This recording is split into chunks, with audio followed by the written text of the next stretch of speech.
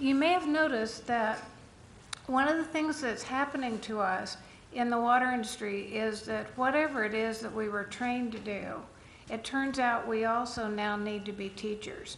And I don't know how many people who were training to be a water treatment operator or an engineer foresaw that that was going to be part of their responsibility. But with the kind of turnover we have, trying to understand how to teach becomes more integral possibly than we had ever imagined. So we asked a professor who specializes in that to talk to us about it, because I think that's very germane.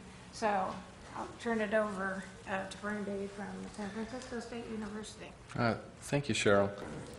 All right, so I'm going to talk to you about a few of the key principles that we teach in our programs that can be applied to all sorts of training environments, certainly to online educational environments, any kinds of technology use. I am a professor in the Instructional Technologies Department at San Francisco State.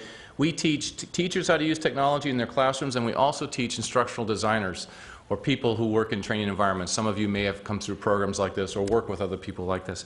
I also have 5 or 6 graduate students in the audience who are interested in the field and who may be available for internships or other kinds of projects, because we force them into the field as much as we can to find real projects as they're learning about instructional design and using technology to help people learn. I also think that it's an incredible challenge to try to fit comments into 7 minutes when your job is to talk all the time to students. So I will go through these relatively quickly, and this is just a little taste of the kinds of things that we do, and none of this will probably be brand new to you. It should make sense. I'm hoping that it's relatively intuitive. And the first thing is I want to talk about is learning as a process. So we want to make sure that we keep in mind that there's at least, you can look at this different ways, but I'd like to look at this as 3 stages of the learning process, where you're preparing students or your trainees to learn, you're giving them an opportunity to participate in the learning environment, whatever it happens to be, and then you're helping them perform after on the job. And each one of those has multiple levels. You could look at goals.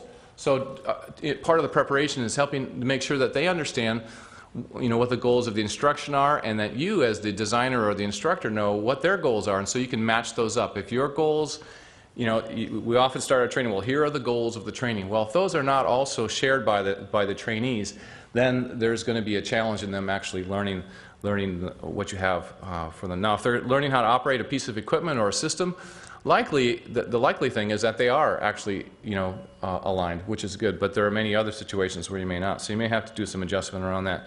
Another important part of preparation is, do their managers know what training they're going into and why, and have the managers bought into the fact that this is important for them?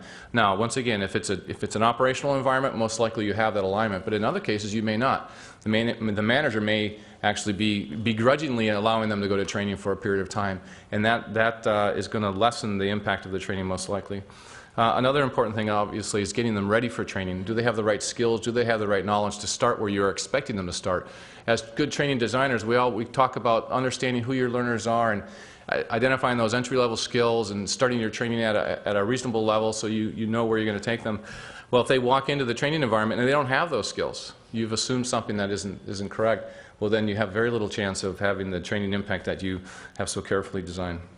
In participating in training, a couple of key points there is that the training should be as active as possible. You know as well as anyone else that if you're trying to teach them how to operate a system, it's not enough just to give them a manual to read or even just to watch a video. They actually have to operate the equipment themselves, and so multiple aspects of training are important. You can't just leave it to one particular intervention and hope to be effective. Another important part is to have manager support during training. I don't know how many times you've been in training and you're getting calls and you're getting emails and hey, you know what, this is a 3-day training event and it's important for me to do, but people won't leave me alone.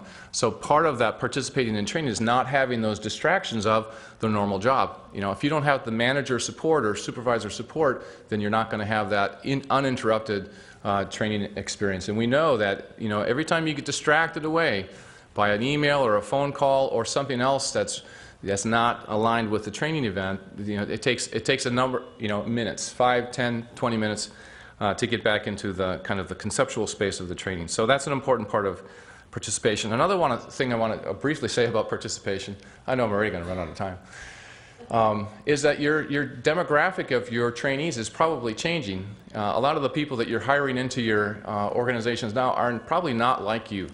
They probably learn differently. They probably walk around with technology like this in their pocket, right, where they can be instantly connected with their peers. They can be videoing what they're doing or recording or all those other kinds of things. And so the environment that these people are learning in and they're growing up in is a much more social environment.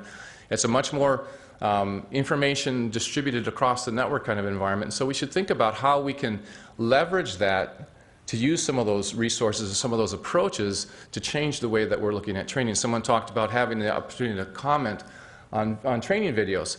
Well, you may not want them, to do that because it doesn't, it's a standard operating procedure. Why should they be commenting on it? It might be important for them in a social way to say, well, here's what I learned from that, and here's what I learned from that, and what did you think when you saw that? So you might find that there's some opportunity you can use there. That can certainly help. The third point is performing. So when they're actually after the training event and they're actually trying to do the work, do they have the right performance supports? So what goes along with those videos, or what goes along with those, the training materials that you give them? What can they take into the field? Are there supports built into the training or the performance system that can help them? Do they have the management support, once again, critical, to use those new skills on the job? Or do they get back and say, well, I just learned this conflict management skill that we decided it was important for me, and then it isn't looked at as very important on the job. So the management support is critical across all of those. The second major point on this slide is the whole idea of motivation.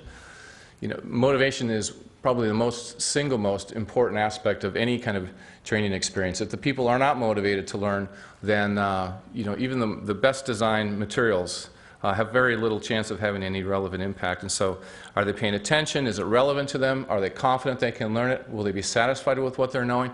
And can you actually give them an opportunity to make the choice? Okay, so motivation, critical.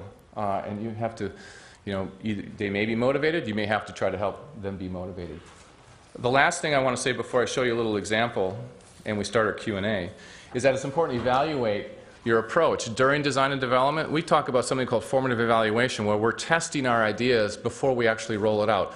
Are you on target? Are the approaches you're going to use likely to work? Have they worked before? Once you have it developed, are you evaluating the impact? How much of your training do you actually take a chance, or do you have the opportunity to go back and say, well, we rolled this out, did it make any difference?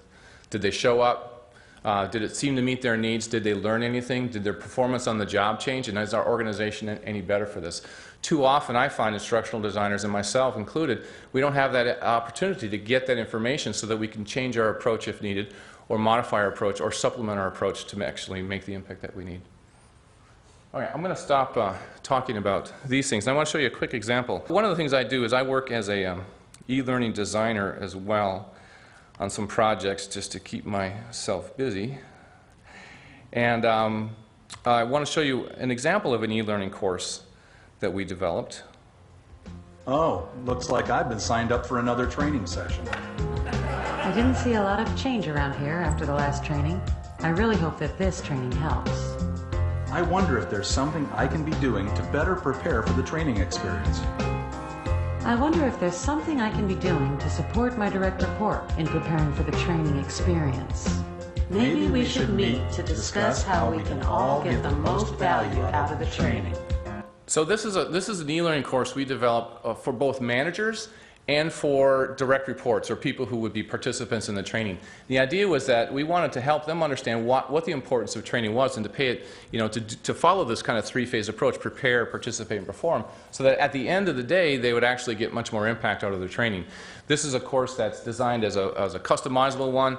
It was built so that a company could build it once and then reuse it with different clients or within different parts of their organization. And so there is so that was an opening little video to kind of help set the stage. But we do different things in here. And actually, this one is not fully functioning on this computer, so it looks like there's probably a plug-in issue. But the idea is that you can actually build training to help facilitate the training the training environment.